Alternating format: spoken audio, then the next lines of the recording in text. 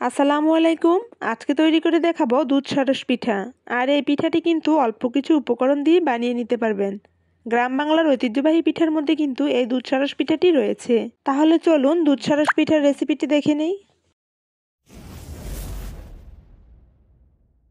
পিঠাগুলো তৈরির জন্য প্রথমে একটি পরিষ্কার বাটিতে নিয়ে নিলাম 1 কাপ সুজি, দিয়ে দিব পরিমাণ মতো লবণ ও 1 টেবিল চামচ গুঁড়া দুধ।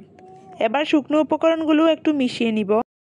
মেশানো হয়ে গেলে এবার অল্প অল্প করে নর্মাল পানি দিয়ে একটি পারফেক্ট পিঠার গোলা তৈরি করে নিব।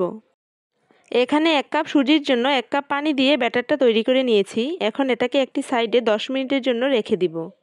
10 মিনিট পর এবার এর মধ্যে আমি অ্যাড করে দিব হাফ চামচ বেকিং পাউডার ও 1 টেবিল চামচ চিনি। চিনিটা দেওয়ার পর ব্যাটারের ঘনত্বটা আপনাদেরকে দেখিয়ে দিচ্ছি, ঘনত্বটা ঠিক এরকম হবে।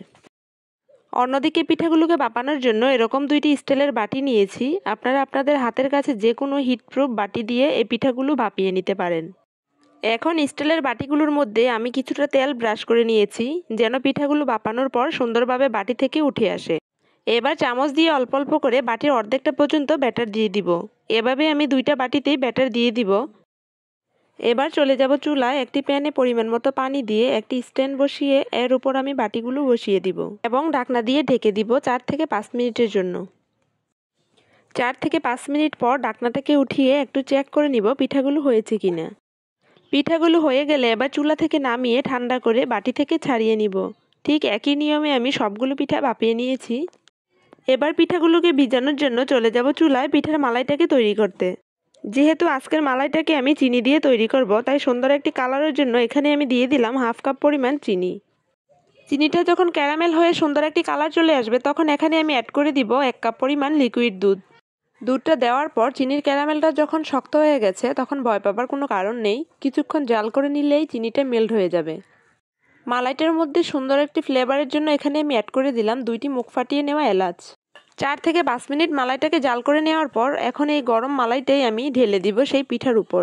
আর অবশ্যই মালাইটা গরম থাকা অবস্থায় পিঠার উপর ঢেলে দিতে হবে, তাহলে পিঠাটা ভালো করে মালাইটাকে সোপ করে নেবে।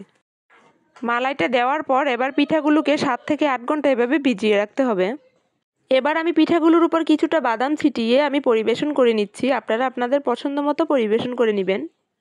আশা করি আজকের এই সহজ রেসিপিটি আপনাদের কাছে অনেক বেশি ভালো লেগেছে। তাই আসছে শীতে এরকম পিঠা বানিয়ে কিন্তু আপনারা প্রতিদিনই খেতে পারেন। আপনাদের সাথে একটি পিঠা কেটে শেয়ার করে দেখাচ্ছি। দেখুন পিঠার ভেতরটা কতটা সফট ও নরম হয়েছে।